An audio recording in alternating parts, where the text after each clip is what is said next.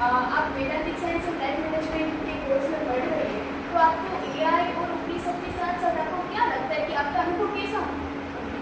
Hello, नमस्ते और धन्यवाद जिन्ना बहन, आपने मुझे एक और नया अवसर के लिए परिचय दिया।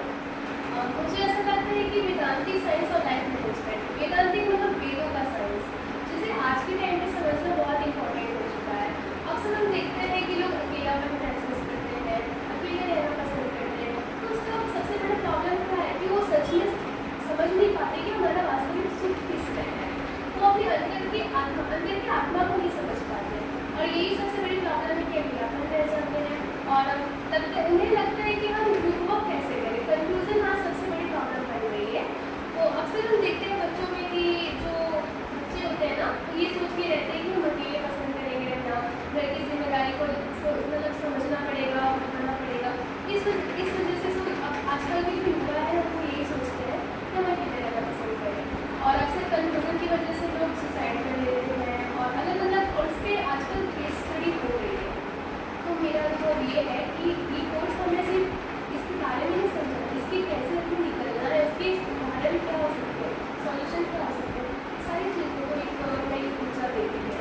इस कोर्स में ऐसे सिलेबस है जैसे कि साइकोलॉजी है, फिलोसॉफिकल काउंसलिंग है, गीता है, ये सब है, तो उसमें से आप क्या सीख रहे हो? फर्स्ट स्कूल में तो हमने समझा ईशावासी और अब दूसरी स्टेज में हम समझ रहे हैं केनावासी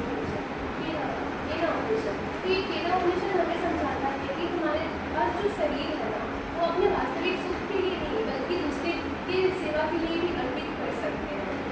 और अलग अलग जैसे साइकोलॉजी आजकल की, तो मैंने आपको बताया कि अकेलापन, उसके सारे सॉल्यूशन हम साइकोलॉजी में देख सकते हैं।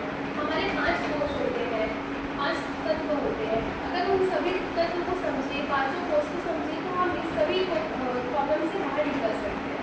तो साइकोलॉजी किस तरीके से हेल्प करती है? इसका मतलब ऐसा कि आपके कोर्स में मेंटली, फिजिकली सब कुछ? जी, प्रैक्टिकल के साथ हमें थियरी नॉलेज कम और प्रैक्टिकल 90% हमें मिलता है। इस वजह से हम खुद की अंदर की आत्मा को समझ सकते हैं और एक नई ऊर्जा के साथ हम 200 लोगों के बीच में बोल सकते हैं। तो ये सब जो चीज़ें हैं ना, मैंने इस वेदांतिक साइंस और लाइफ मैनेजमेंट में आके ही सीखा है।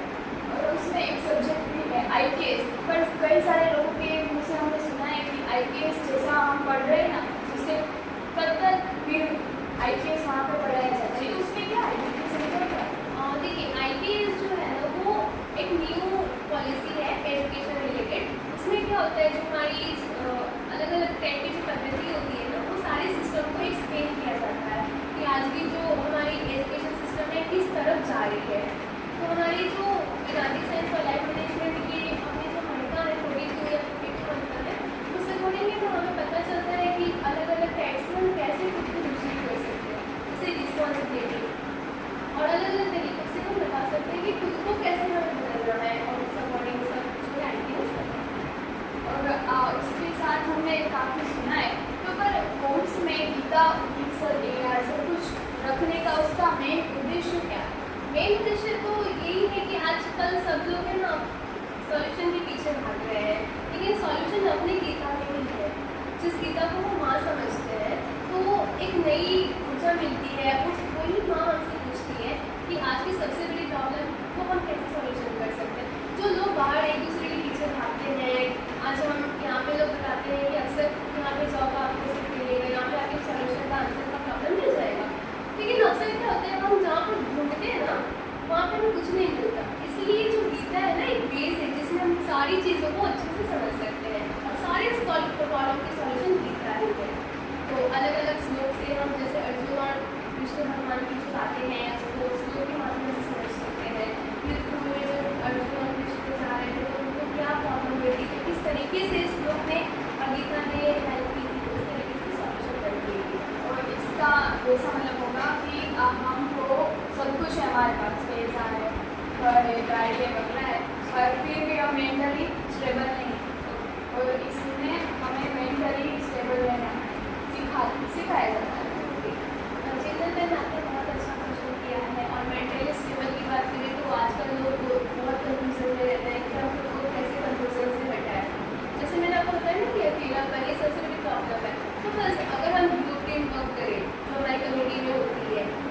वेदांतिक साइंस और लाइफ मैनेजमेंट में मैंने आगे सीखा कि हम रूटीन कैसे कर सकते हैं। उस टाइम में मुझे ऐसा लगता था कि अकेले सब करना बेस्ट है, लेकिन जब मैं यहाँ पे दोस्तों के साथ मिली, और यहाँ पे सिर्फ दोस्त नहीं, यहाँ पे एक परिवार जैसा माहौल बनता है। अगर हम किसी के पास जाए ना तो कोई ईगो या फिर कोई इरिटेटेड करके हमें हटा नहीं देता, उससे होता है कि अब तुम इससे अच्छा नहीं कर सकते हो, अलग अलग तरीके से आइडिया मिलता है। तो इस तरीके से जो मेरा अकेलापन है, तो आप अपना जो माइंडसेट है ना, तो इंसान अगर रूटीन का काम करे और अवेयरनेस फैलाए, इस तरीके से हमारा जो माइंडसेट है वो स्टेबल हो सकता है। हमारे काफ़ी सारे फ्रेंड्स भी बन जाते हैं टीम वर्क के साथ। जी जी, और ऐसा लगता ही नहीं है कि हम फ्रेंड्स के साथ एक फैमिली माहौल लगता है, तो हमें इन्वायरमेंट भी अच्छा मिलता है। हमारे जो सर हैं वो इस वातावरण में रहते हैं, तो उनके लिए सबसे पहले थैंक यू। और बाकी अलग अलग एक्टिविटीज, ये तो सिर्फ फर्स्ट ईयर है, अभी तो हमारे पास 4 ईयर और बाकी है, तब तो हम कुछ नया निकलेंगे और देखना सब एक साथ ही नया सर्जन करेंगे। काफ़ी करते हैं। हट के सबसे अलग हमारे सर का एक कहावत है ना, जोरदार, वो होगा सबके मुँह से निकलेगा। तो इस तरीके से मैं अपना जो अनुभव है आज मैंने जिंदर बहन के साथ शेयर किया। तो थैंक यू जिंदर बहन, आपने मुझे इतनी हेल्प की और अपना अनुभव करने के लिए आपने मुझे सपोर्ट किया। તો મિત્રો આપણે અર્ષિતાબેન પાસેથી અલગ અલગ અનુભવો જાણ્યા, વેદાંતિક સાયન્સ અને લાઈફ મેનેજમેન્ટમાં તેમના અનુભવો શું હતા, તેમની સાથે આપણે સાંભળ્યા, કયા વિષય ભણાવવામાં આવે છે, શું કરી રહ્યા છે તેની ડીપલી માહિતી આપણે મેળવી. તો અર્ષિતાબેન, આ પોડકાસ્ટમાં તમે